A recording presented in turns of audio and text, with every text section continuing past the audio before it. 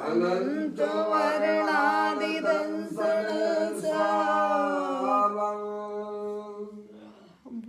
भोक्ष्यामि नियमसारम् केवली स्रोत केवली भणितम्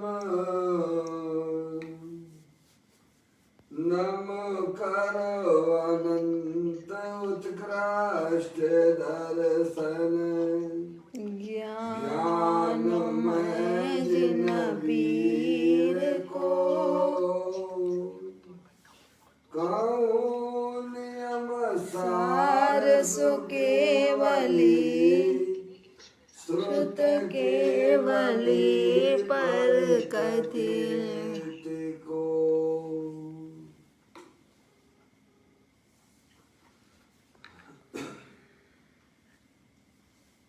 श्री नियम सारजी नामक हाँ वैसे जय आध्यात्मिक ग्रंथ स्वाध्याय हेतु में विराजमान है। आज से 2000 वर्ष पहले इस महान पवित्र ग्रंथ की रचना आचार्य श्री कुंद देव द्वारा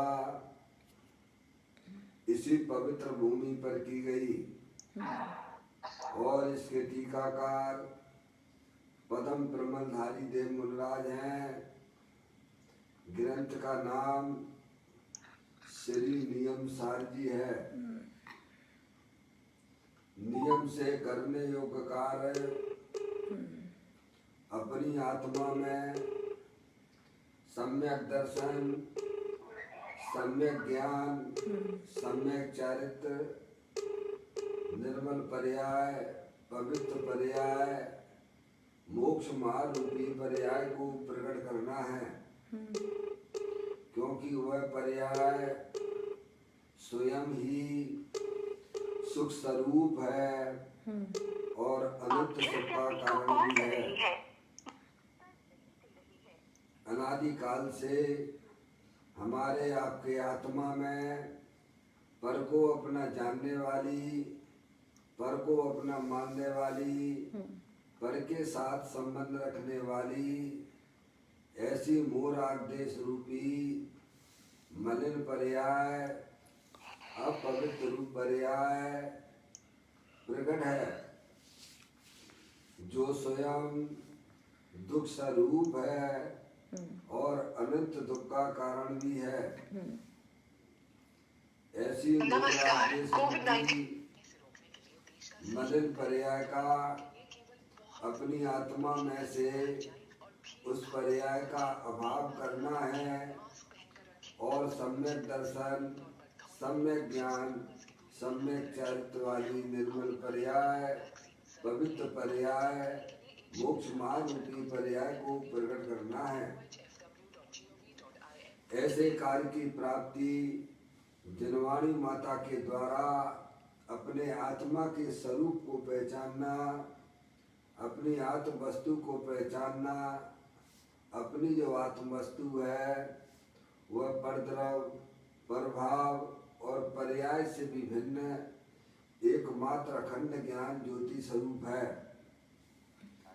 ऐसे गायक प्रभु परमात्मा का माँ जन्माणी माता के द्वारा परिचय करके तत्पश्चात शरीर रागादि ये सब कर्मकृत वस्तुएं हैं, इनका हमारे आत्मा के साथ में किसी भी प्रकार का कोई संबंध नहीं है।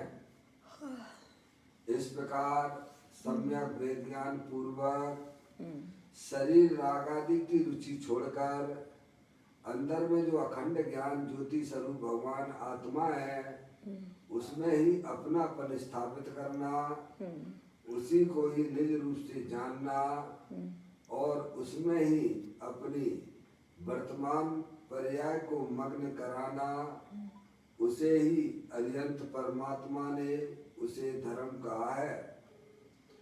उसकी चर्चा आचार्य भगवंतों ने, मुनिराजों ने एक एक गाथा, उसकी टीका और कलशों के माध्यम से हमें अपने आत्मा के स्वरूप को यहाँ पर समझाया है। देखिएगा, यह परम आध्यात्मिक ग्रंथ है आप जिस व्यक्ति को जिसका कॉल कर नाम रही है है श्री नियम सार जी, जिसके 9वें अधिकार की चर्चा हम और आप यहाँ पर स्वाध्याय हेतु कर रहे हैं, जिसका नाम है परम समाधि अधिकार, जिसके नमस्कार। अंतर्गत कोविड-19 को 126वें नंबर की गाथा यहाँ स्वाध्याय हेतु चल रही है। उसका प्रारंभिक पाठ करते हुए आचार्य भगवंतों ने जो यहाँ पर सामायिक का स्वरूप अथवा समाधि का जो स्वरूप बताया है, उसे हमें समझकर अपनी आत्मा में उसे प्रकट करने की बात है। मैं यहाँ पर गाथा का पाठ करता हूँ, फिर आगे अपन आचार्य कुंकुन देव और पदम प्रबलधारी देव मुनिराज जो मैं बताना चाहते हैं उसे अपन समझते हैं। स्थावर तथा त्रस सर्व जीव समूह प्रति समुतालहि, स्थाई सामायिक है उसे यो केवली शासन कहे। यहाँ बड़ी सुंदर बात आचार्य कुंकुन देव इस 126वें नंबर की गाथा में हमें यह समझाते हैं कि स्थावर तथा त्रस, स्थावर आपको कल बताया था एक इंद्रिय जीव। एक इंद्रिय जीव में कौन कौन आ जाते हैं भगवान? पृथ्वी का है, जल का है, पृथ्वी का है, अग्नि का है, जल का है, वायु का है और वनस्पति का है। ये 5 स्थावर जीव है, एक इंद्रिय जीव है। और त्रस 2 इंद्रिय, 3 इंद्रिय, 4 इंद्रिय, 5 असंगी, संगी, पंचेंद्रिय जीव, ये सब जो है त्रस में आ जाते हैं। समझ में आ गए? तो कहते हैं स्थावर तथा त्रस। जो भी यहाँ पर सज्जन है उन्हें थोड़ा उनका पंखा या कुछ पानी आनी चल रहा हो थोड़ा बंद कर दें, अपना मोबाइल वहाँ म्यूट कर ले, जिससे यहाँ पर आवाज़ आ रही है वो ठीक नहीं है, डिस्टर्ब हो रहा है सभी के लिए। धन्यवाद। फिर चालू कर दिया। विद्या आंटी, आपके यहाँ कोई पंखा अंका हो तो बंद कर दें और अपना मोबाइल भी म्यूट कर लें। हाँ, ये राजकुमार जी बड़ा मलेरा, आपके यहाँ अगर कोई पंखा अंका चल रहा हो तो थोड़ा बंद करते हैं, आवाज़ आती है यहाँ पर। अरे और अपना मोबाइल भी वहाँ से म्यूट कर ले। देखिएगा, बड़ी सुंदर बात है। यहाँ पर आचार्य कुंकुन देव हमें यह समझाने का प्रयत्न कर रहे हैं कि स्थावर तथा त्रस सर्व जीव समूह प्रति समता रहे। क्या रहे? समता।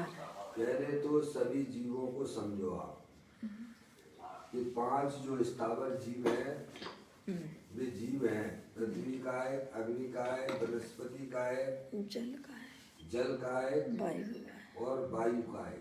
ये 5 जो है ये स्थावर जीव है। इसमें सिर्फ भगवान जैसी आत्मा वस्तु है मगर यहाँ। और 2 इंद्री, 3 इंद्री, 4 इंद्री, संगी असंगी जीव, समझ गए नहीं आप? सभी जीव राशियां सिद्ध भगवान जैसी हैं, उनके प्रति समता भाव रहे। क्या करे? समता भाव रहे। लय, समता का मतलब वीतराग भाव की उत्पत्ति रखो, मध्यस्थता का भाव रखो। ये नहीं कहा भगवान ने कि उनके प्रति राग करो। सही बात। दुर्लभ महाराज जी, राग करने की बात नहीं की गई है। राग यानी उनके प्रति दया के परिणाम की बात भी नहीं है। समझ में आया? थोड़ा आप समझने का प्रयत्न करना।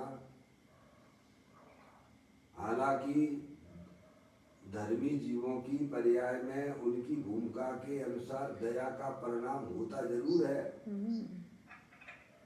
होता जरूर है, लेकिन उसकी बात न करते हुए समता भाव की बात की गई है। राग द्वेष रहित परिणाम, पर जीवों के प्रति राग दया का परिणाम हुआ तो राग भाव है। क्या है? वो है राग भाव है। राग भाव के लिए निषेध किया है। द्वेष के परिणाम की बात तो है ही नहीं है, वह तो पाप परिणाम है। लेकिन पर जीवों के प्रति दया का परिणाम, यानी कोई ये समझे कि भाई साहब ये इसीलिए ज्ञान कराया गया है कि आप बड़े हो, आप जानकार हो, वे छोटे हैं, वे नहीं जानते हैं, इसीलिए उनके प्रति दया करो। उस परिणाम का भी यहाँ निषेध किया गया है। जिनवाणी जो है वीतराग भाव की उत्पत्ति के लिए होती है। ऊंचा चढ़ने के लिए जिनवाणी। हाँ, वीतराग भाव, ऊंचा यानी वीतराग भाव। राग भाव के लिए पूरी तरह से निषेध है। ये बात हमें अच्छी तरह से समझ में आना चाहिए। सूत्र तात्पर्य, गाथा का तात्पर्य और चारों अनुयोगों का तात्पर्य वीतरागता है। समझ में आया भैया? ये इसीलिए नहीं बताया गया कि उनके प्रति तुम दया रखो या उनके प्रति द्वेष का परिणाम रखो। ये इसके लिए ज्ञान नहीं कराया जा रहा है। हालांकि भूमिका के अनुसार ज्ञानी जीवों को उन जीवों के प्रति राग का परिणाम होना एक अलग बात है, होना अलग बात है। द्वेष का परिणाम तो होता ही नहीं है, पर वह राग का परिणाम, पर जीवों के प्रति दया के परिणाम का भी यहाँ निषेध किया जा रहा है। यहाँ तो कहते हैं कि उन सभी जीवों को समान रूप से देखिएगा, वे आप जैसे ही हैं। क्या? जैसे आपकी आत्मा सिद्ध भगवान जैसी है भाई साहब, वैसे सभी जीव एक जैसे ही हैं। महावीर भगवान का सबसे पहला संदेश यही है कि सभी आत्माएं समान हैं, कोई छोटी बड़ी नहीं है। छोटी बड़ी देखोगे तो आपको क्या होगा? भगवान राग और द्वेष की उत्पत्ति होगी। क्या होगी? छोटा बड़ा देखोगे तो आपको क्या, आपकी आत्मा में राग और द्वेष की उत्पत्ति होगी, जबकि सभी आत्माएं समान हैं। क्या समझ? ऐसा जब देखोगे, द्रव दृष्टि से जब वह जीव को देखोगे तो अपने आत्मा की पर्याय में स्वयं में भी वीतराग भाव की उत्पत्ति हो जाएगी। क्या भगवान? ये भगवान ने यहाँ कहा, आचार्य कुंदकुंद देव ने यह बात कही है कि सर्व जीवों को जीव रूप से जानते हुए किसी को शरीर की दृष्टि से ना देखो, किसी को भी आत्मा की पर्याय में संसार अवस्था में जो रागादिक परिणतियां होती हैं उनसे भी उस जीव को ना देखो। वे चूंकि दोनों चीजें, शरीर और रागादिक परिणतियां, वे कर्म उदय जनित अवस्थाएं हैं, वह वास्तव में जीव का स्वरूप नहीं है। इसीलिए आचार्य कुंदकुंद देव कहते हैं कि स्थावर तथा त्रस सर्व जीव समूह प्रति समता रहे। क्या रहे? राग नहीं रहे, राग की बात नहीं की है, उनके प्रति समता का भाव रहे। क्या? वितराग को परिणाम रहे। वीतराग रूप परिणाम रहे, मध्यस्थता का भाव रहे। क्या? न राग और न द्वेष। क्या भगवान? और ये जब ही हो सकता है जब आप अपने आप को द्रव दृष्टि से देखेंगे और सामने वाले को भी वह द्रव दृष्टि से देखोगे, तब आपकी आत्मा की पर्याय में समता भाव की उत्पत्ति होगी। सही बात। यानी अपने आत्मा को जाने बिना, अपने आत्मा को पहचाने बिना किसी भी जीव की आत्मा में समता भाव की उत्पत्ति नहीं हो सकती है।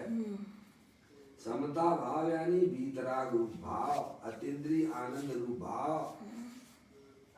भगवान, दो दो चार जैसी बातें हैं। और यही धर्म है। हाँ, इसी को भगवान ने धर्म कहा है। क्या भगवान? अपनी आत्मा में समता भाव की उत्पत्ति होना, मोह राग द्वेष की रूपी पर्याय का अभाव होना, इसी को भगवान ने धर्म कहा है। अनंत काल हो गया, आत्मा ने अपनी आत्मा में समता भाव की प्राप्ति ना की, और समता भाव की प्राप्ति होगी कैसे भगवान? समता स्वभावी आत्मा के अंदर में भगवान आत्मा मोह राग द्वेष रूपी पर्याय से रहे परम पूर्ण वीतराग स्वरूप विद्यमान है। उसको जाने बिना, उसको पहचाने बिना, उसका आश्रय लिए बिना किसी भी जीव की पर्याय में वीतराग रूपी धर्म की उत्पत्ति नहीं हो सकती है। इसीलिए भगवान कहते हैं कि सबसे पहले तुम अपने आप को पहचानो, मैं कौन हूँ। मैं शरीर हूँ कि रागादिक प्रवृत्तियां जो हमारी आत्मा में संसार अवस्था में देखी जाती है वे हमें। इन दोनों से भिन्न अंदर में भगवान आत्मा पूर्ण ज्ञानानंद स्वरूपी है, सुख शांति के भंडार वाला है भगवान। ऐसी चैतन्य वस्तु शरीर और रागादिक से भिन्न तीनों काल विद्यमान वस्तु है। आप जैसा अपने आंख पर चश्मा लगाओगे भाई साहब, सामने की वस्तु वैसे ही दिखने लग जाती है। अगर आप अपने भाई साहब पर्याय में संयोग असंयोगी भाव की दृष्टि करोगे तो आपको फिर वैसा ही मोह राग द्वेष के परिणाम दिखेंगे। और आप जहाँ अपने पर्याय में द्रव दृष्टि का चश्मा लगा लोगे कि भाई साहब जो है सभी आत्माएं सिद्ध भगवान जैसी हैं। क्या भाई साहब? ये शरीर से ना देखो, एक इंद्री, दो इंद्री, तीन इंद्री, चार इंद्री, संगी असंगी है भगवान, सब भगवान आत्मा है। ऐसा अगर देखोगे जानोगे तो हमारे आत्मा की पर्याय में वीतराग भाव की उत्पत्ति होगी, समता भाव की उत्पत्ति होगी। उसे ही भगवान ने सामायिक कही है। सबसे पहला पाठ जैन दर्शन का यही है। समझने की बात, बहुत अद्भुत बात है भगवान। अनंत काल हो गया है, आप अपने आप को शरीर से ना देखो। आप शरीर हो ही नहीं, आप शरीर तो जड़ है। शांति से बैठ के चुपचाप इसको समझो जो हमारे पंच परमेष्ठी अपन को समझाना चाहते हैं। तुम शरीर नहीं हो, अमूर्तिक भगवान आत्मा हो, जानने देखने वाली चैतन्य वस्तु हो। समझ में आ भैया? कहते हैं स्थावर तथा त्रस सर्व जीव समूह प्रति समता लहे, समता लहे, राग नहीं लहे।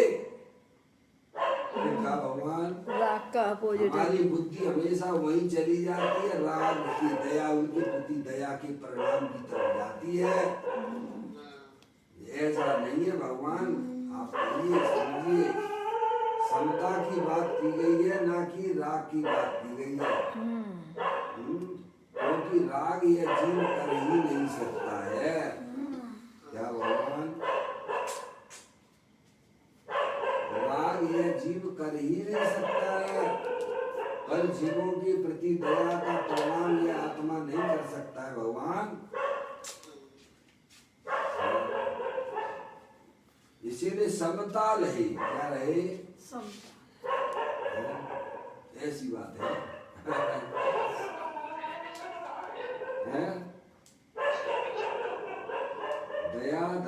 का मूल है वो मतलब क्या, पहले अपने अपने आत्मा के ऊपर से दया करो। हमारा आत्मा अनादि काल से इस संसार सागर में रखड़ पट्टी कर रहा है, जन्म मरण कर रहा है, दुखी हो रहा है। आपको अपना घर तो संभालना आता नहीं है, दूसरे का घर संभालने चले हो। है भगवान, एक बार की बात है, मैंने एक ट्रक के पीछे लिखा हुआ देखा था। क्या भगवान, इंदौर में मैंने एक ट्रक के पीछे देखा था लिखा हुआ, दुखी होने का कारण पर जीवों के प्रति दया का परिणाम है। क्या लिखा था? अब आपको समझ में आया भगवान, अच्छी बात है? पर जीवों के प्रति दया का परिणाम वही दुख का कारण है?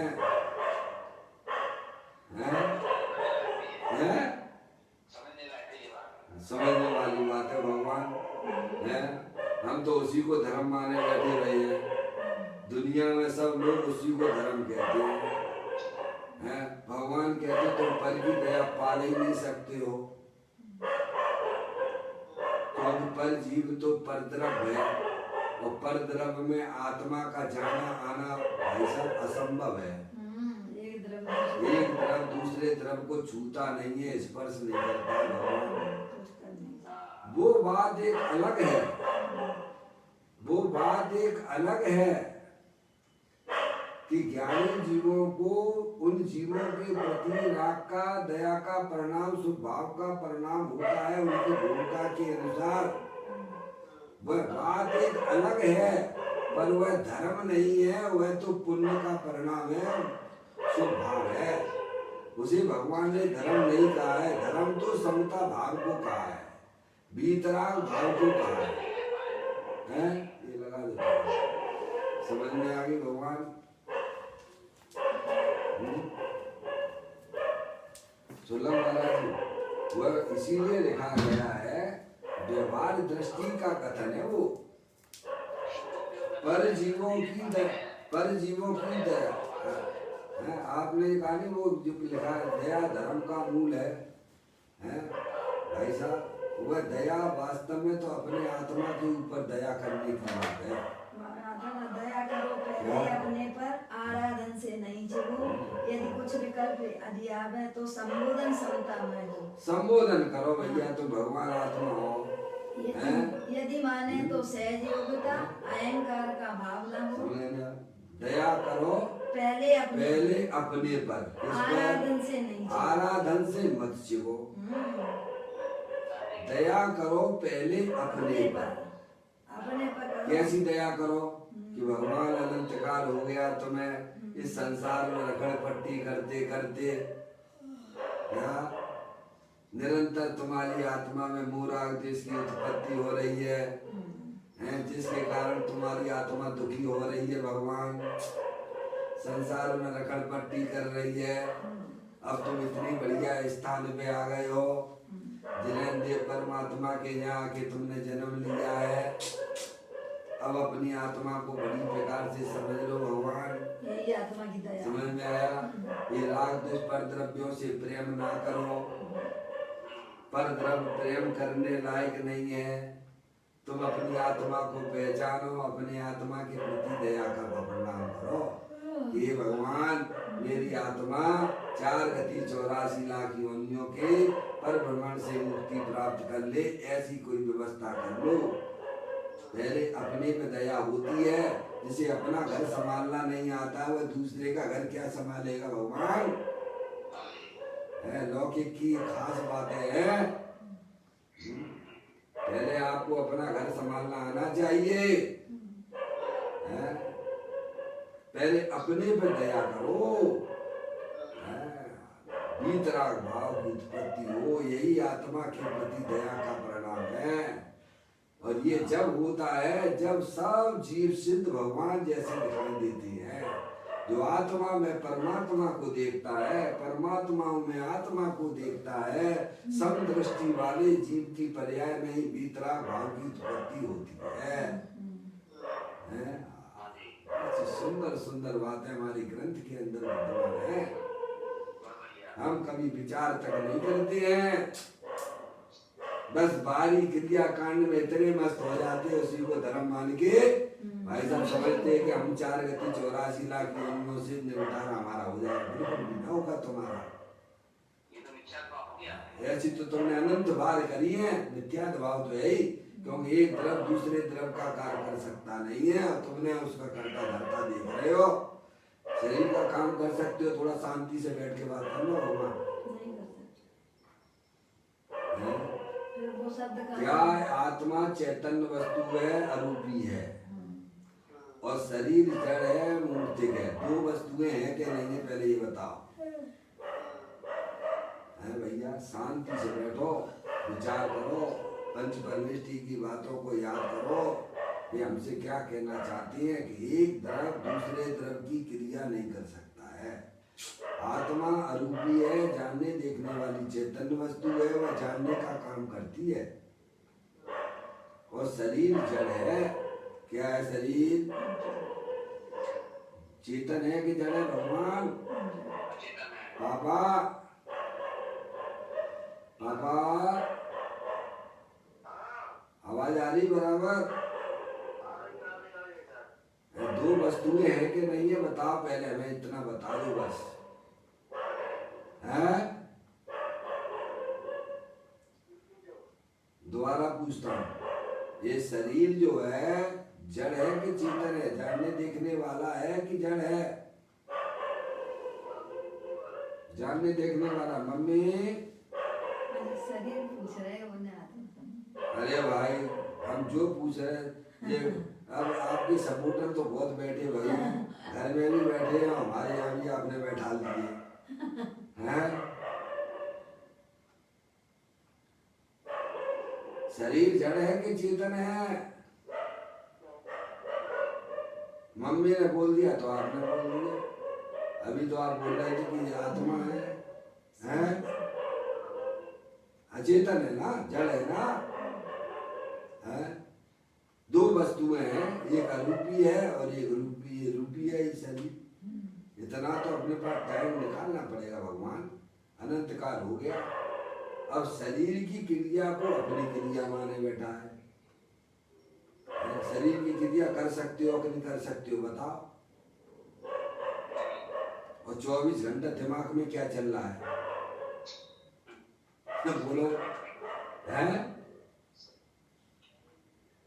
राजकुमार जी, राजकुमार जी, बड़ा मलेरा। हाँ, 2 वस्तुएं हैं कि नहीं है भगवान, बताओ। निर्णय कर लो आप कि शरीर के काम हम कर सकते हैं कि नहीं कर सकते।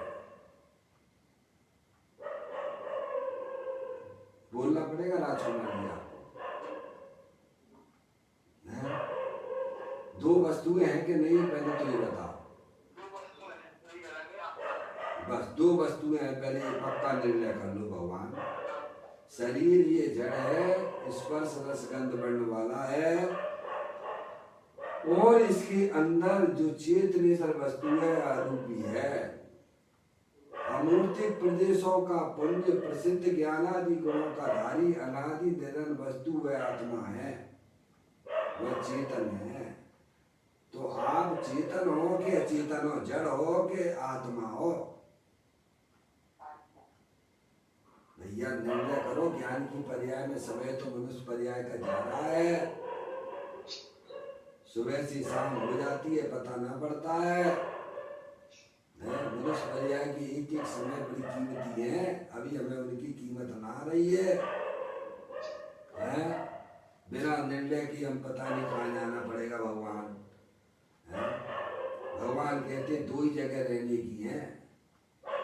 अगर ये आत्मा अपने ज्ञान की पर्याय में निर्णय नहीं करेगा तो निगूध से आया था, निगूध में जाएगा, एक इंद्रिय पर्याय में चला जाएगा। समझ में आया? 2 इंद्रिय पर्याय में भी, 2 इंद्रिय पर्याय में भी नहीं रखा जाएगा उसे।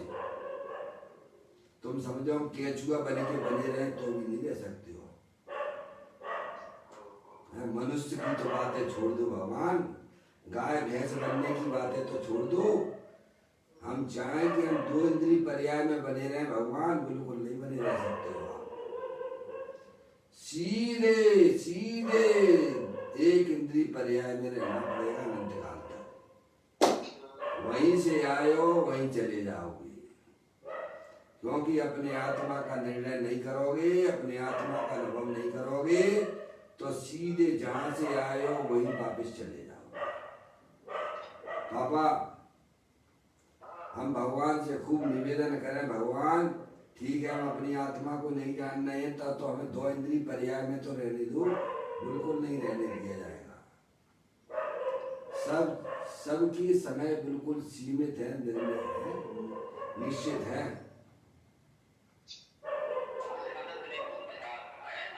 बस निगोद से अजीब आया है और निगोद में ही चला जाएगा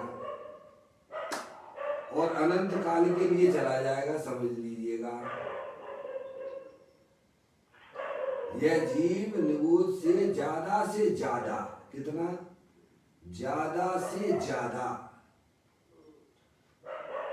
सादिक 2000 सागर के लिए आता है। कितने के लिए आता है राजकुमार जी? राजकुमार जी, कितने समय के लिए आता है तरस पर्याय में? सादिक 2000 सागर के लिए आता है। ध्यान से सुनना भगवान। और 2000 सागर तो ये स्वर्ग में और नरक में पूरे कर लेता है। 1260 अथवा 1360 सागर ये स्वर्ग में रहता है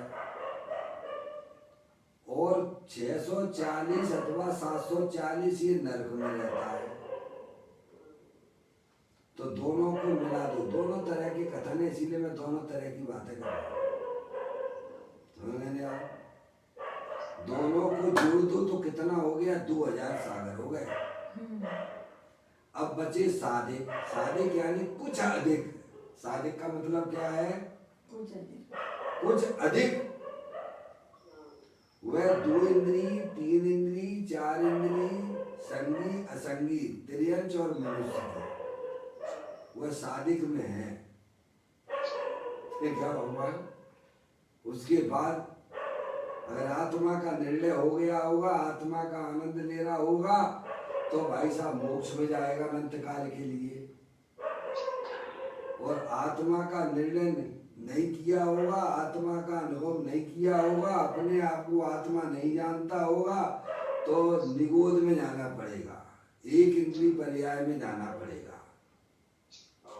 बाजी आपके हाथ में है अभी। जैसे चौराहे पे आप खड़े हुए हो, आपको किधर जाना है, आपके प्रयोजन की सिद्धि किस दिशा में होगी, है भगवान? हाँ,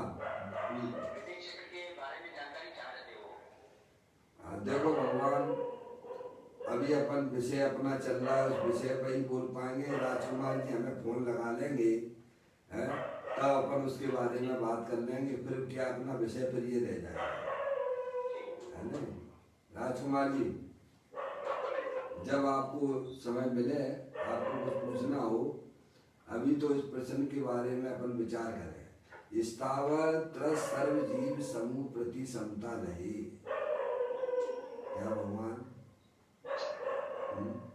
भगवान ने ये कहा है कि सब जीव राशियां हैं, तो कहते हैं कि यह जीव अगर अपने आत्मा का ज्ञान और निर्णय और अनुभव कर लेता है, तो भाई साहब सिद्ध भगवान बन के रहेगा। सिद्ध भगवान सुखी है कि दुखी है? थोड़ा बोल दिया करो आप लोग, तो बड़ा मुझे अच्छा लगता है। अनंत सुखी है, अनंत सुखी है भगवान। जो हमारे जो आराधक सिद्ध भगवान अरिहंत परमात्मा है, वे सुखी है कि दुखी है भगवान? इतना तो निर्णय कर लो राजकुमार जी। अनंत सुखी है तो ये बताओ भगवान, वे अनंत सुखी काहे के बल पे हैं?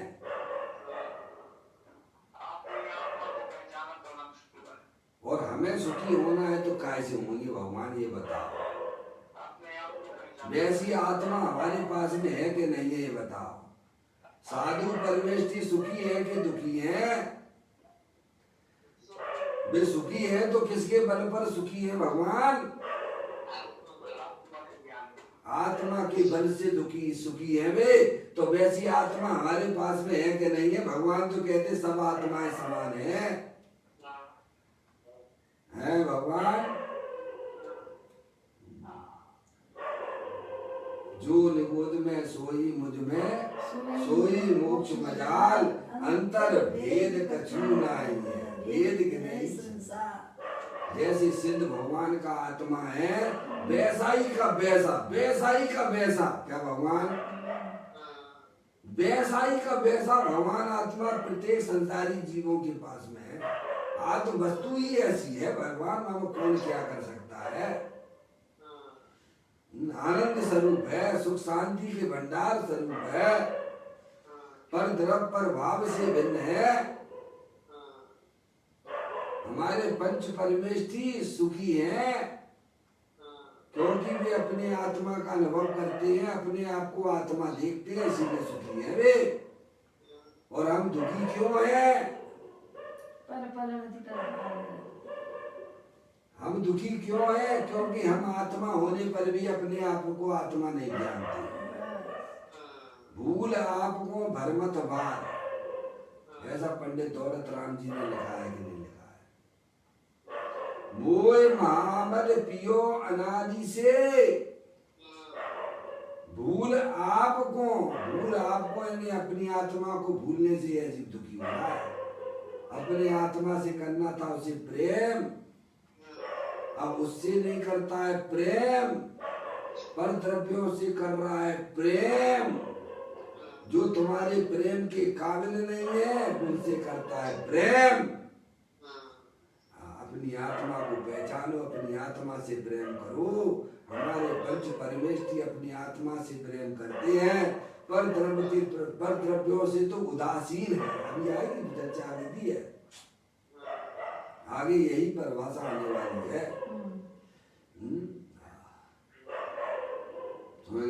इसीलिए हमारे आपके ऊपर बहुत बड़ी जिम्मेदारी है। मनुष्य पर्याय में आए हो तो अपने आत्मा को पहचानो, अपने आप को पहचानो, अपने आत्मा में वीतराग धर्म की उत्पत्ति करो। मोह राग द्वेष रहित होकर अपनी चैतन्य वस्तु का अनुभव करो। भगवान आप इस शरीर का एक बार पोस्टमार्टम करिए। आप मनुष्य पर्याय में लिए ना भगवान तो सच्चा ज्ञान कर लो। ये शरीर जड़ है, अंदर में चेतनेश्वर भगवान आत्मा अमूर्त आत्मा है, और आत्मा की पर्याय में जो दुगरूपी पर्याय देखी जा रही है वे सब अज्ञानता की निशानी है। मोह राग द्वेष क्या है? हमारी आत्मा की पर्याय में जो संसार अवस्था में जो मोह राग द्वेष रूपी परिणाम दिखाई देते हैं वे सब अज्ञानता की पैदाइश है। मोह राग द्वेष कोई ऐसी कोई वस्तु नहीं है जैसी आत्मा और पुद्गल द्रव्य है। हरियंत परमात्मा ने 6 द्रव्य बताए हैं। कितने बताए हैं राजकुमार जी? राजकुमार जी कौन कौन से बताए बता दो भाई। जीव द्रव, पुद्गल द्रव, धर्म द्रव, अधर्म द्रव, आकाश द्रव और काल द्रव। क्या भगवान कितना भी आप धर्म के नाम पे जैसे धर्म समझे बैठे हो, लेकिन अपन को भाई साहब वस्तु व्यवस्था का अगर ज्ञान नहीं है तो वो हमारा बेड़ा पार होने वाला नहीं है। क्या भगवान समझदार बन के रहोगे तो आत्मा का आनंद मिलेगा, और बेवकूफ बन के रहोगे तो पर्याय पर्याय में दुखी रहोगे। रहना तो पड़ेगा इस लोक आकाश में ही। अब हमें समझदार बन के रहना है कि बेवकूफ बन के रहना है? पापा हाँ आत्मा हो, आत्मा थे और आत्मा ही रहोगे। अगर समझदार बन के रहोगे तो आत्मा का आनंद मिलेगा, और बेवकूफ बन के तो रह ही रहे हो तो दुखी हो रहे हो। भाव मरण ये भाव कर्म सदियों से करता आया है। अब तो हमारी आत्मा में भाव मरण को मिटने की विधि सीख लेना चाहिए। भगवान कहते हैं कि सभी जीव सिद्ध भगवान जैसे हैं, इसलिए उनके प्रति समता भाव रखो, मध्यस्थता का भाव रखो।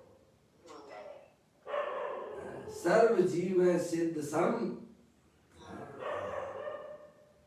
उन्हें शरीर से ना देखो, उन्हें उनके राग द्वेष के परिणाम से भी ना देखो, क्योंकि आत्मा ना तो शरीर वाला होता है और ना आत्मा रागी द्वेषी होता है। होता हो तो बता दो भगवान। एक समय के लिए भी वह आत्मा रागी द्वेषी नहीं होता। शरीर तो होने की बात छोड़ दो। जैसे आत्मा कभी शरीर रूप नहीं होता है।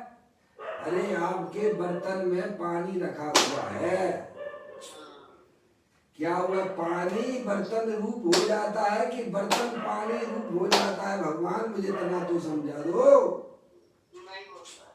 कब हो जाएगा? एक समय के लिए भी होता होगा क्या? पापा आवाज में आवाज लगाओ। क्या पानी बर्तन में रखा हुआ है? क्या पानी बर्तन रूप हो गया कि बर्तन पानी रूप हो जाता है? भगवान एक आध समय के लिए हो जाता हो तो बता दो ना। है?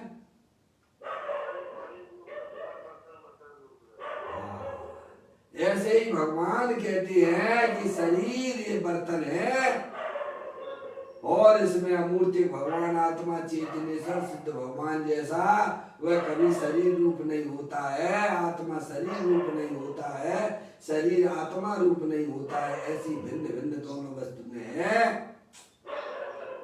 ये बात आज समझो, काल समझो, अनंत काल बाद समझो। समझना तो पड़ेगी और स्टार्टिंग भी यही से करना पड़ेगी। दोनों का स्वरूप, दोनों भिन्न भिन्न वस्तुएं हैं। ऐसे ही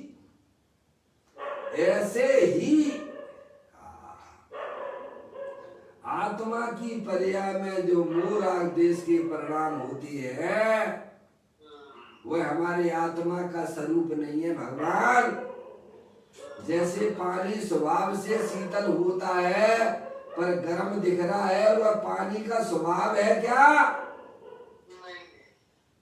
उस बर्तन में गर्म पानी रखा हुआ है, जैसे पानी उस बर्तन से भिन्न है, ऐसे ही शरीर से आत्मा भिन्न है। जो पानी आपको गर्म दिख रहा है वह पानी का स्वभाव नहीं है, पानी का स्वभाव तो शीतल है। जो आत्माएं दुख रूप दिखाई दे रही है संसार अवस्था में, ऐसा बेजीवे आत्माएं जो है स्वभाव से सुख स्वरूप है, शांति स्वरूप है। वह तो कर्म उदय जनित अवस्था है, वह आत्मा की अवस्था नहीं है। भगवान निर्णय करो, निर्णय करो। जो जितना बढ़िया निर्णय करेगा समझ लो वो उसकी पर्याय उसकी आत्मा के पास में होगी, उसे अतीन्द्रिय आनंद की प्राप्ति हो जाएगी। भगवान बिना निर्णय के कुछ नहीं मिलने वाला है। वस्तु स्वरूप का निर्णय करो भैया। एकांत होकर भाई साहब शरीर की क्रिया करने वाला मैं हूँ। अरे भाई तुम आत्मा हो, चेतनेश्वर हो, अरूपी हो, सिद्ध भगवान जैसे हो। हमारी आत्मा में जो रागादिक परिणतियां दिखाई देती हैं, पुण्य पाप रूप से परिणाम दिखाई देते हैं, वे हमारे आत्मा का स्वभाव नहीं है। आत्मा का स्वभाव तो आनंद में रहना है, अतीन्द्रिय आनंद में रहना है। अगर भी आत्मा का स्वभाव होता तो अत्यंत परमात्मा और सिद्ध परमात्मा की पर्याय में भी दिखना चाहिए। क्या कहा भैया? अगर मोह राग द्वेष के परिणाम आत्मा के स्वभाव होते तो अत्यंत परमात्मा सिद्ध परमात्मा आत्मा है कि नहीं है? तो मेरी की आत्मा में है क्या? उनकी पर्याय में आत्मा में तो ही नहीं है, उनकी पर्याय में भी नहीं है, क्योंकि वे आत्मा के स्वभाव नहीं है। इसीलिए ज्ञानी कहती है कि शरीर राग आदि के सब कर्म कृत वस्तु में है। अंदर में चेतनेश्वर भगवान आत्मा अरूपी सिद्ध भगवान जैसा है। घट घट अंतर जिन वसी, घट घट अंतर जैन, मति मदरा के पान से मत वाला समझे नहीं। अंदर में चैतन्य स्वरूपी भगवान आत्मा की दृष्टि करो, शरीर रागादि की दृष्टि छोड़ दो, तो क्या होगा? इससे तुम्हारी आत्मा में वीतराग भाव की उत्पत्ति हो जाएगी, अतीन्द्रिय आनंद की प्राप्ति हो जाएगी और तुम मोक्ष मार्गी कहलाने लग जाओगे। हैं? संसार सागर से छूटना है तो देव देवल में विराजमान भगवान आत्मा चेतनेश्वर अखंड ज्ञान ज्योति स्वरूप है। ऐसे गायक प्रभु परमात्मा की दृष्टि मात करने से मोक्ष में आपका नाम लग जाएगा, मोक्ष मार्गी कहलाओगे। और ये काम ना किया तो भाई साहब निगोद में जाना निश्चित है। किसी भगवान से ना पूछना, भगवान का ही संदेश है, कोई आपको डराने के लिए भयभीत करने के लिए बात नहीं है। और भयभीत डर लगता है तो जल्दी सावधान हो जाना। क्या इस संसार से तीर्थंकर जैसा जीव भी घबरा गया है? सम्यक दृष्टि जीव था वो, सभी सम्यक दृष्टि जीव होते तीर्थंकर के जीव हैं। बात समझ में आती है? तीर्थंकर का जीव बचपन से ही, शुरू से ही, जब पैदा होता है तभी से सम्यक दृष्टि होता है, तीन ज्ञान का धारी होता है। अवध ज्ञान, मत ज्ञान, सुत ज्ञान और अवध ज्ञान। सम्यक दृष्टि जीव होता है, तीन ज्ञान का धारी होता है। वह जीव भी संसार से डर गया है। समझ में आया भैया? क्योंकि यहाँ पर हाँ समझे, और हम ऐसे हैं कि इनसे डरते नहीं है। निरंतर बैरमुखी होकर परद्रव का आश्रय ले लेके कैसा बिल्कुल डर नहीं लगता है। समझ गए नहीं आप? हमारे तीर्थंकरों के पास में क्या कमी थी बोलो? थोड़ा विचार तो करो। हैं? कितना उनके पास में पुण्य का उदय बाल में, कितने वैभव की कोई कमी नहीं। अरे शरीर भी इनका इतना इतना बलवान कि देवगति के देव भी आ जाए सबके सब, इनकी उंगली टेढ़ी की सीधी ना कर सकत। राजकुमार जी बोलो है कि नहीं है? कितना बल उनके शरीर का है। और उसे निज रूप से जानते होंगे कि पर रूप से जानते होंगे? और बता दो निज रूप से। शरीर को निज रूप से जानते होंगे कि पर रूप से जानते होंगे? निज रूप से। ध्यान से सुनिए हमारी बात को, जागृति की बात है। तीर्थंकर का जीव इतना बलवान शरीर है उनका कि देवगति के देव भी टेढ़ी उंगली को सीधी ना कर सकत। है भगवान चक्रवर्ती की सेना भी आ जाए तो उनकी टेढ़ी उंगली को सीधी ना कर सकत। इतना तो उनका शरीर का बल होता है। तो उस शरीर को वह निज रूप से जानते होंगे कि पर रूप से जानते होंगे? भगवान मुझे इतना समझा दो बस। हैं? अरे भगवान क्या है, तो समय दृष्टि नहीं होंगे, वे फिर मिथ्या दृष्टि होंगे। निज रूप से जानेंगे तो मिथ्या दृष्टि होंगे। दे जीव को एक गिने बैरातम तत्व मुदा है। जो शरीर को अपना जानता है वह तो मिथ्या दृष्टि है। ये तो आपको भी मंजूर नहीं होगा कि हम तीर्थंकर को मिथ्या दृष्टि कहें, क्योंकि वे तो जन्म से ही सम्यक दृष्टि जीव होते हैं। भगवान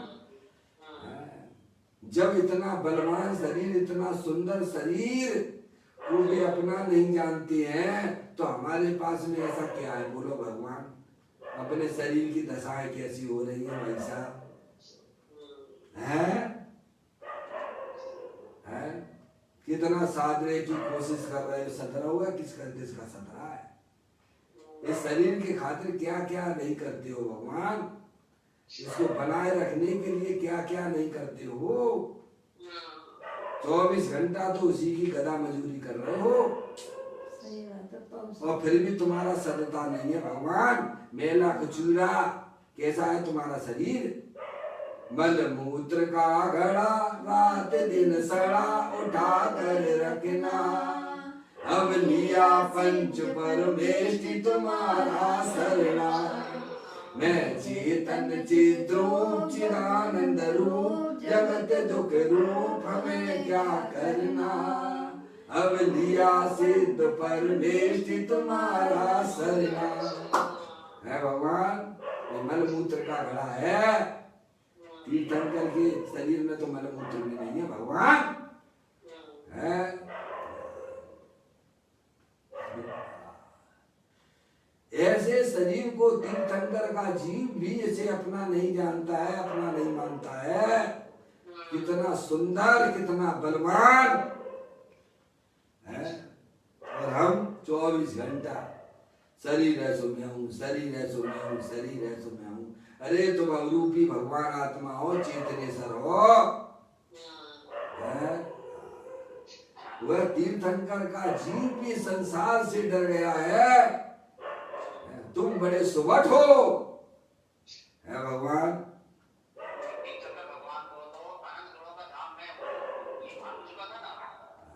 तो भैया आपको भी तो भगवान ज्ञान करा रहे हैं। मैंने हो गया था भूतकाल जो आपका, वह मेरा वर्तमान, और वर्तमान जो आपका वह भविष्य मम जान। सच्चे भगवान के भक्त बनो, बाहर के दिखाने वाले भक्त बनने से कोई मतलब नहीं है भगवान। अगर भगवान के भक्त हो तो भूतकाल जो आपका वह मेरा वर्तमान। प्रभु जो प्रभु आपका भूतकाल था वह मेरा वर्तमान है।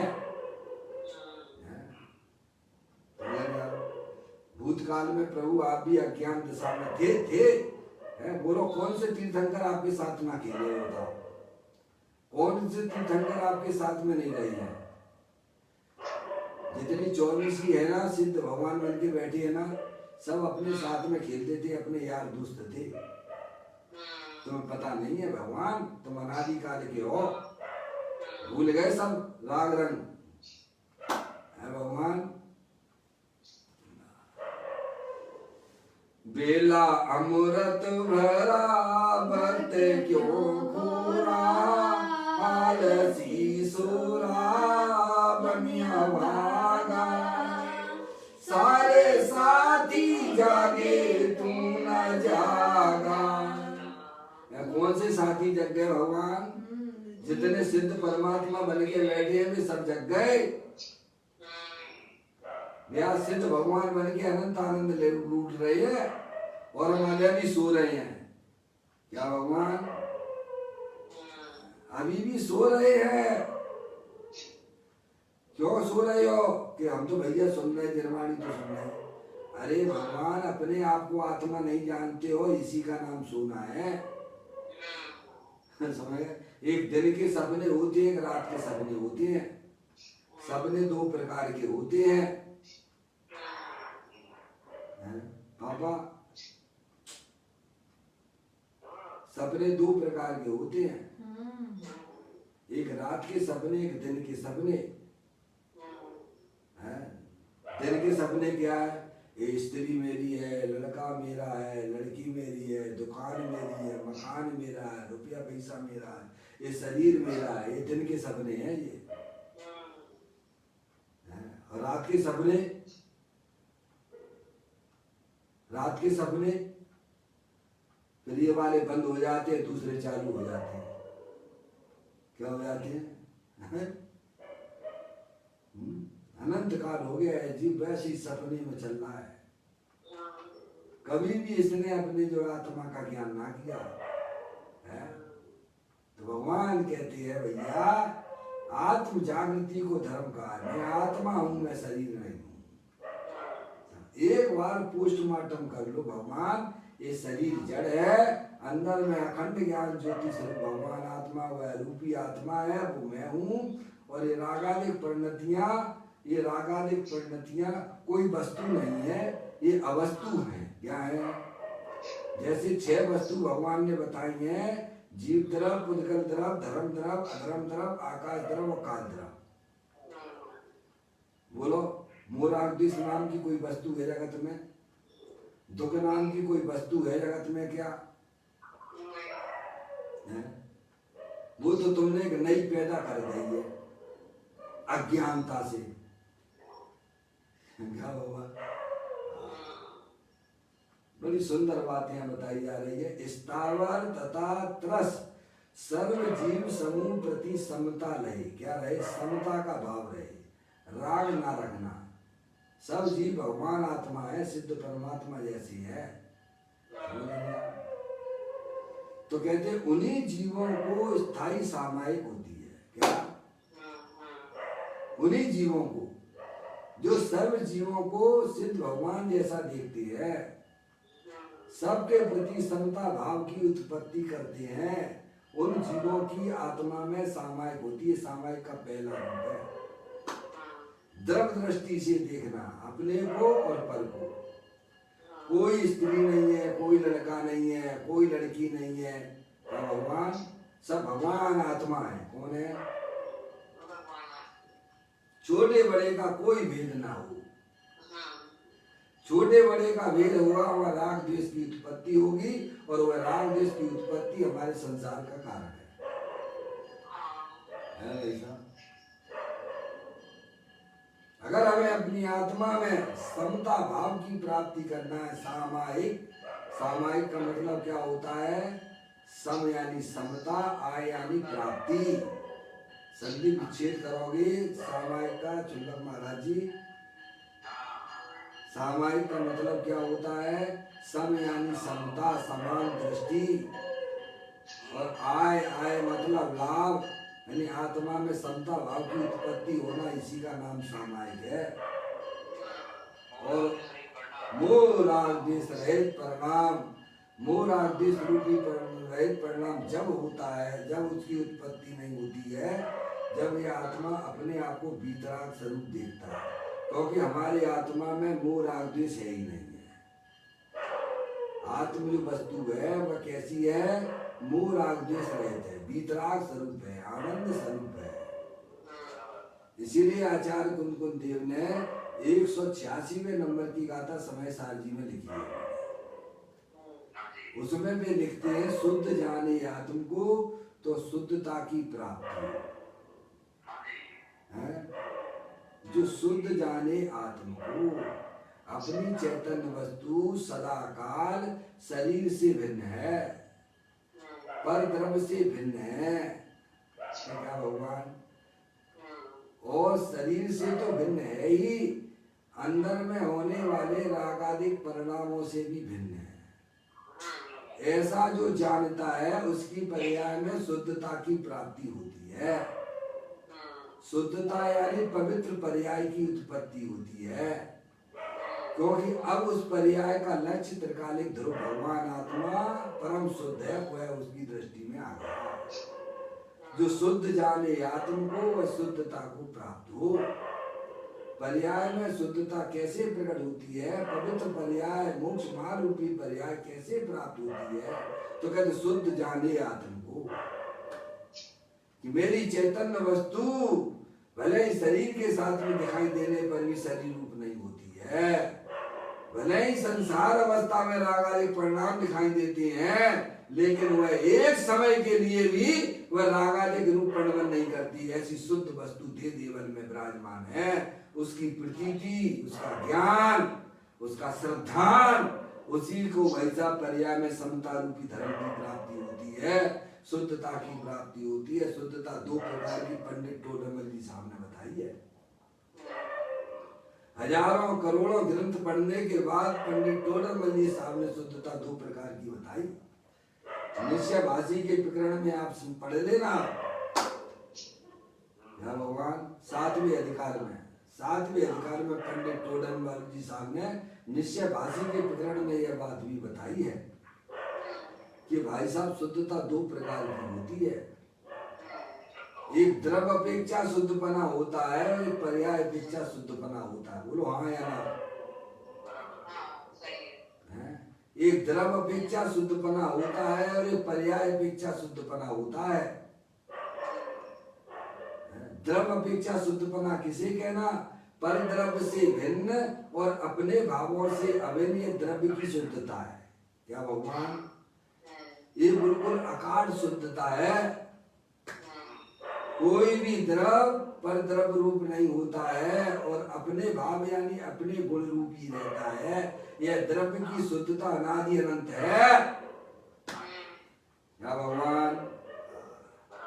इसीलिए स्वाध्याय को परम तप की संज्ञा दी जाती है। भगवान, स्वाध्याय के द्वारा हमारी अज्ञानता दूर होती है।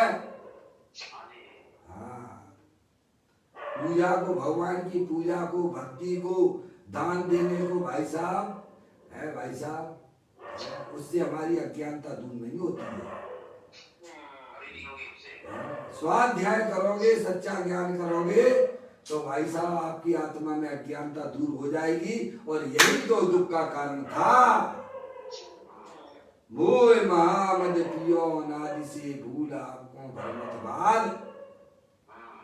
अपनी आत्मा में अज्ञान दशा रखना ये आत्मा के लिए दुख का कारण है।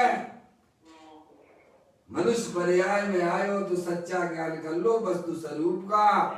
मैं चेतनेश्वर भगवान आत्मा हूँ, अरूपी हूँ, अनंत शक्तियों के भंडार वाला हूँ।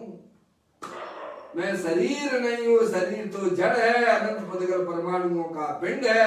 वह मेरे भगवान आत्मा से अत्यंत भिन्न है। यह द्रव्य की शुद्धता है। पर द्रव्य से भिन्न और अपने भावों से अभिन्न। मेरा बहुत प्रसन्न बनता था इस संबंध में। जब मैं आश्रम में भोपाल में रहता था तब की बात बताता। अंदर में बड़ी शंकाएं रहती थी इस बात को लेके कि मैं अपने भावों से अभिन्न में पर्याय लेना के नहीं लेना। राग द्वेष के परिणाम भाव है, वे लेना के नहीं लेना है। भगवान चुल्लक महाराज जी अपने, आप तो रहे हो, अपने भावों से अभिन्न में राग द्वेष के परिणाम लेना के नहीं लेना है।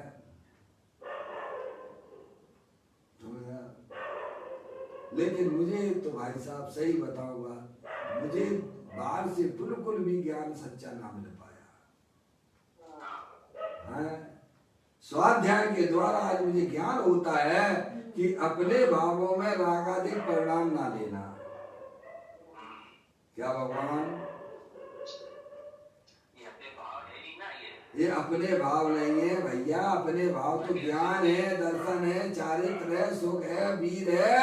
ये अपने भाव है। जैसे सोने का भाव क्या है पापा? सोने का भाव क्या है पापा? हाँ, इतनी देर लग रही है हैं? अरे या पापा हुआ, हमारे पापा हो क्या है? पापा बोलो ना। पीलापन ये है बस। उसको रुपया तोले, रुपयों से मत तोलो उसी। समझ में आया? पंचगापन ये सब सोने का भाव तो पीलापन है, चिकनापन है, वो सोने का भाव है। ऐसे ही अपने भावों से अभिन्न में क्या लेना? अपने गुण लेना, अपनी शक्तियां लेना। ज्ञान दर्शन। हाँ, ये शक्तियां लेना। पर द्रव्य से भिन्न और अपने भावों से अभिन्न द्रव्य की शुद्धता है। ये तीनों काल शुद्धता कायम रहती है। और पर्याय की शुद्धता किसे कहना? तो पंडित टोडरमल जी साहब ने कहा औपाधिक भावों का अभाव। अपनी आत्मा में जो औपाधिक भाव, जो मोह राग द्वेष के परिणाम, उनका अभाव होना अपनी आत्मा में जो रागादिक परिणतियां देखी जाती हैं, पुण्य पाप के परिणाम देखे जाते हैं, वे औपाधिक भाव है, वे आत्मा के स्वभाव नहीं है भगवान। उनका अभाव होना वह पर्याय की शुद्धता है। और पर्याय की शुद्धता कैसे प्रकट होती है? जो शुद्ध जाने आत्म को वह शुद्धता को प्राप्त हो। शरीर रागादि से भिन्न होकर अपनी आत्मा को जो शुद्ध देखता है, मानता है, वह शुद्धता को प्राप्त होता है। उसकी पर्याय में भी शुद्धता प्रकट होती है। ऐसी सुंदर सुंदर बातें हमारे ग्रंथों के अंदर विद्यमान है। हमें उन्हें पढ़ना चाहिए, चिंतन करना चाहिए, विचार करना चाहिए और अंतर्मुखी उपयोग के द्वारा अपनी चैतन्य वस्तु का अवलंबन लेना चाहिए। तब पर्याय में शुद्धता प्रकट होती है भगवान।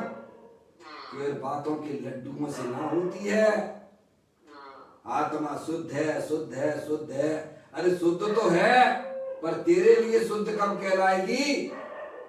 शक्कर तो मीठी है, मीठी है, मीठी है, पर तुझे उसका स्वाद कब आएगा भगवान मुझे बता दे।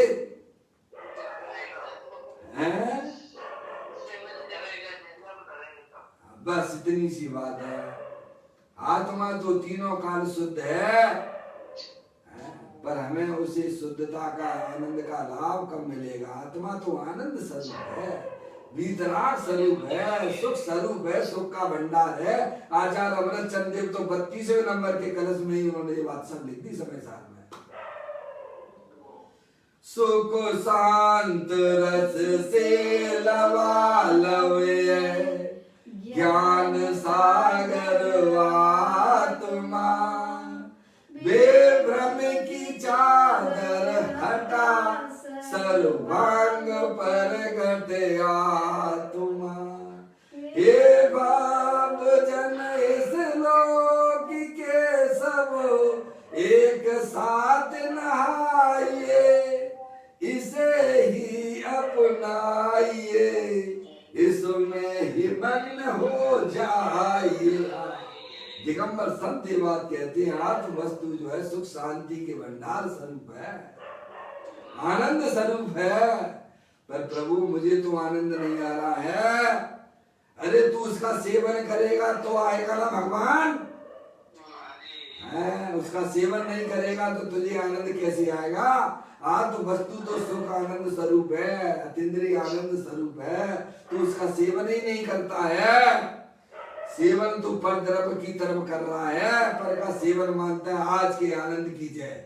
भोजन मिल गया तो आज की आनंद की जय है। भगवान पा में आनंद है तुम्हारा, आत्मा का आनंद है। में क्या बताओ है? गर्मी लग रही है, पंखा चला लिया, बड़ा आनंद आ गया। भगवान पापा भिंड में तो बड़ी गर्मी पड़ रही है, भैया एसी में बैठ जाओ, आज तो मजा आ गया। कितने दिन का वो आनंद है भगवान, ये और बता दो जरा। कल्पनाएं कर ली है भाई साहब, कब तक काल्पनिक जीवन जियोगे? कब तक सपने में सोते रहोगे? भगवान जागो। पंचेंद्रिय के विषयों में सुख नहीं है। सुख तो अपना चेतन सर भगवान आत्मा सुख शांति के भंडार स्वरूप है। उसको अंतर्मुखी उपयोग के द्वारा उसका सेवन करोगे तो पर्याय में अतीन्द्रिय आनंद की प्राप्ति होगी, सुख की प्राप्ति होगी। उसे भगवान धर्म कहते हैं। समझ में आ गई भगवान? कितनी सुंदर सुंदर बातें हमारे शास्त्रों के अंदर लिखा पड़ी है। पर्याय की शुद्धता कैसे प्रकट होती है? कैसे प्रकट होती है? जो शुद्ध जाने आत्म को, क्या मैं तो शुद्ध स्वरूपी भगवान आत्मा, एक शुद्ध सदा रूपी ज्ञान द्रग हूं यथार्थ से, कुछ अन्य वो मेरा नहीं, परमाणु मात्र नहीं। मैं तो चेतनेश्वर भगवान आत्मा हूँ, अरूपी हूँ, सुख शांति के भंडार स्वरूप वाला हूँ। ये शरीर जड़ है। आत्मा की पर्याय में जो रागादिक परिणतियां देखी जाती वे सब कर्म उदय जनित अवस्थाएं हैं। इनका भी हमारी आत्मा के साथ में किसी प्रकार का कोई संबंध नहीं है। मैं तो चेतनी तो भगवान आत्मा हूँ, शुद्धात्मा हूँ। ऐसा जब तक पर्याय में दृढ़ता नहीं आती है, पर्याय का सन्मुखता द्रव के सन्मुख नहीं होती है, तब तक पर्याय में समता भाव की प्राप्ति नहीं होती है। अगर पर्याय में आनंद लाना हो, सर्व जीव सिद्ध भगवान जैसे हैं, जैसे सिद्ध भगवान सिद्धालय में अनंत शक्तियों के भंडार वाले हैं, ऐसे ही सब संसारी जीव शरीर रागादिक से भिन्न अखंड ज्ञान ज्योति स्वरूप है।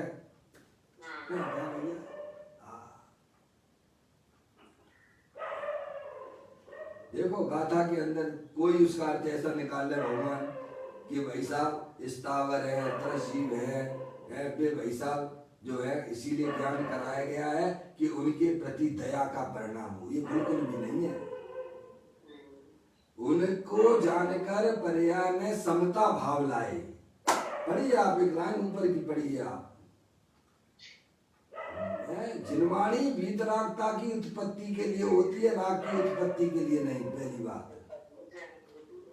है जिनवाणी वीतरागता की उत्पत्ति के लिए होती है। चारों अनुयोगों का साथ वीतरागता उत्पन्न करना है पर्याय में, राग उत्पन्न करना नहीं भगवान। ये पहली लाइन में आचार्य कुंकुन देव ने लिख दिया कि स्थावर त्रस सर्व जीव समूह प्रति समता रहे, समता रहे लहे के राग लहे। ये बता दो भगवान। हम वहीं से स्लिप हो जाते हैं। ये तो इसीलिए ज्ञान कराया गया है भाई साहब कि उनके प्रति दया का परिणाम करो। ये बिल्कुल भी नहीं कि भगवान ने, हम पहली ही लाइन से स्लिप हो गए। सब जीवों का यहाँ ज्ञान कराया गया है। स्थावर जीव, एक इंद्रिय जीव, वायु का एक, अग्नि का एक, जल का एक है। समझ, ये सब जो है 5 प्रकार के स्थावर जीव है। समझ नहीं आप? और 2 इंद्रिय, 3 इंद्रिय, 4 इंद्रिय, संगी असंगी जो जीव है वे सब भगवान आत्मा है। द्रव दृष्टि से देखो भगवान आत्मा ही है वे। ऐसा जानकर पर्याय में समता भाव रहे। क्या रहे? और हम क्या समझते हैं?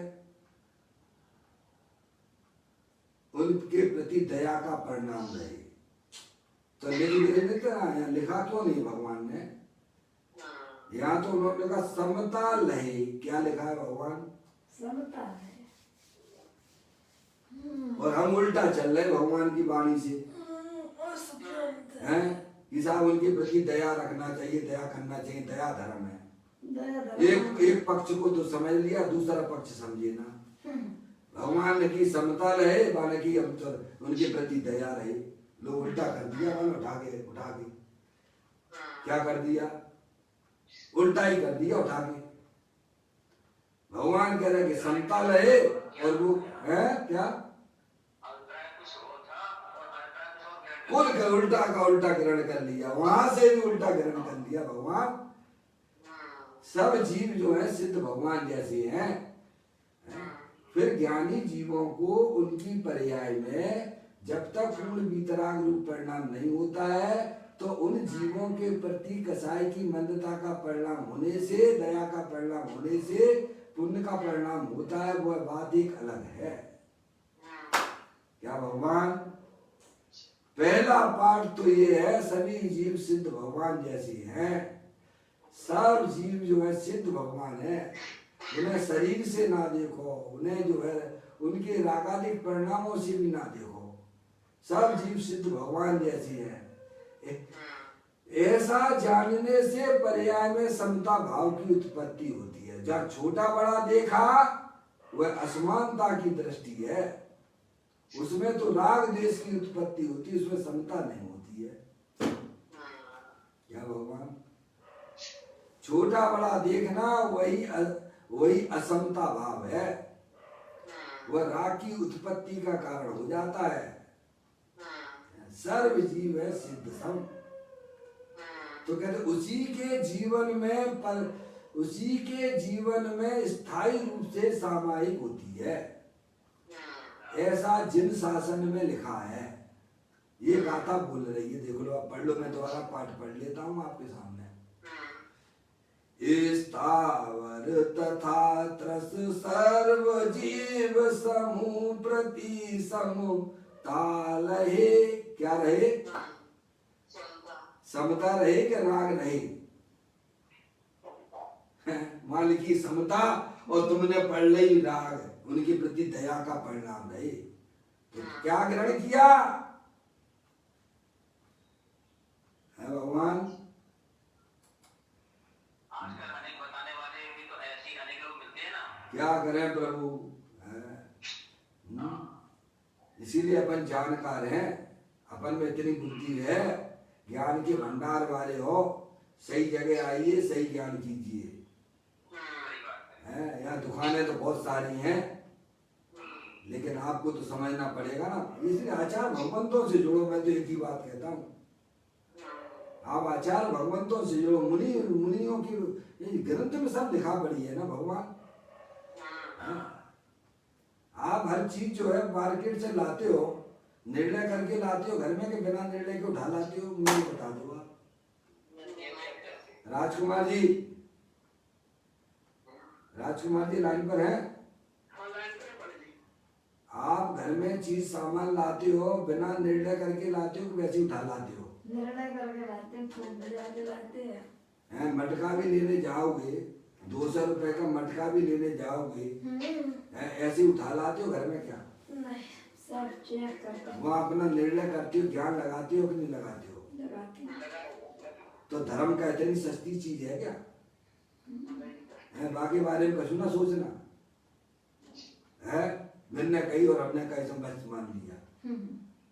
भगवान सब बिना निर्णय के कुछ नहीं होगा भगवान। तो जितना आपकी पर्याय में निर्णय होगा, उतना मैं गारंटी के साथ में कहता हूँ कि आपकी पर्याय आपके भगवान आत्मा के नजदीक में खड़ी मिलेगी। क्या भगवान? जितना आप वस्तु स्वरूप का निर्णय करोगे, उतना आपकी आत्मा की पर्याय आपकी ज्ञाय प्रभु परमात्मा की सन्मुख होती हुई दिखाई देगी। उसमें निराकुलता की उत्पत्ति होगी, गारंटी से होगी। सही बात है। इसीलिए भगवान कहते हैं तुम निर्णय करके देख लो। बस सब जीव जो है सिद्ध भगवान जैसे है वे। उन जीवों की पर्याय में जो अपनी वर्तमान ज्ञान की पर्याय में ऐसा निर्णय करती है कि भाई साहब, मैं शरीर नहीं हूँ, मैं मनुष्य नहीं हूँ, मैं स्त्री नहीं हूँ, मैं तो अमूर्ति प्रदेश वाला चेतन तो भगवान आत्मा हूँ। और हमारी आत्मा में जो दुख रूपी पर्याय, जो रागादिक परिणाम दिखाई देते हैं, वे भी हमारी आत्मा का स्वभाव नहीं है, वे विभाव रूप परिणति है। जैसे पानी गर्म दिखाई देता है, थोड़ा शांति रख लो, पानी तो ठंडे की तरफ दौड़ लगाएगा। पानी गर्म हुआ है तो उसका निमित्त भाई साहब अग्नि आदि है। आप ठंडे पानी को उस चूल्हे के ऊपर रखते हो, अग्नि जलाते हो तो पानी गर्म हो जाता है भगवान। अगर उसको बर्नल को बंद कर दिया तो तुम मुझे ये बताओ कि पानी की दौड़ गर्म की तरफ होगी कि ठंडे की तरफ होगी? राजकुमार जी, पानी गर्म क्यों हुआ? अग्नि मैं तो करता धरता नहीं हूँ, पहले तो भगवान, मैं यानी जानने देखने वाली चेतन वस्तु। जब पानी ने अग्नि का संयोग किया तो पानी गर्म हो गया। अब वो जो है संयोग को आप जो है ऑफ कर दो तो पानी की दौड़ गर्म की तरफ होगी कि ठंडे की तरफ होगी भगवान? है पानी को ठंडा करना पड़ता है कि पानी सोए हुए भी ठंडे की तरफ दौड़ लगाता है? शीतल स्वभाव है। पर से तो संबंध बना के रखना चाहते हो और आत्मा की पर्याय में सुखरूपी पर्याय आ जाए, कहाँ से आ जाए भगवान? सही बात है। अपनी आत्मा की पर्याय में सुख चाहते हो तो भाई साहब इस संयोग पर से संयोग के संबंध बनाने वाले व्रती को पहले से कट कर दो। मैं तो एक शुद्ध सदा रूपी ज्ञान धर्म यथार्थ से कुछ अन्य वो मेरा नहीं, परमाणु मात्र नहीं हरी। जब पर से संबंध टूटा वहाँ आत्मा की पर्याय में निराकुलता की उत्पत्ति हो जाती है, क्योंकि भगवान आत्मा तो सदा काल निराकुलता स्वरूप वाला है, सुख शांति के भंडार वाला है, उसका सुख कहीं चला नहीं गया है। बड़ी सुंदर गाथा है, भगवान प्रसिद्ध गाथा है ये, 126वें नंबर की गाथा। अभी अपन चालू नहीं कर पाए हैं, अभी तो उसकी भूमिका है ये, फिर समझ आया। कहते हैं स्थावर सर्व जीव समूह प्रति समता रहे, राग ना रहे। समता का परिणाम भीतराग रूपी परिणाम रहे। उस जीव की पर्याय में स्थायी सामायिक होती है, इसे जिन शासन में उसे यो केवली शासन कहे। क्या भगवान केवली परमात्मा की शासन में उसे वास्तविक सामायिक कहती है। इस प्रकार से यह अपन ने गाथा या प्रारंभ की है। अभी इसकी चर्चा टीका के माध्यम से भी होना शेष है, कल अपन उसकी चर्चा करेंगे। निज निधि निज में बताई, यह अनंत अनंत उपकार है, उसके लिए जिन वाणी माँ को वंदना सतबार है, वंदना सतबार है। 9 बार नमोकार मंत्र का इसको।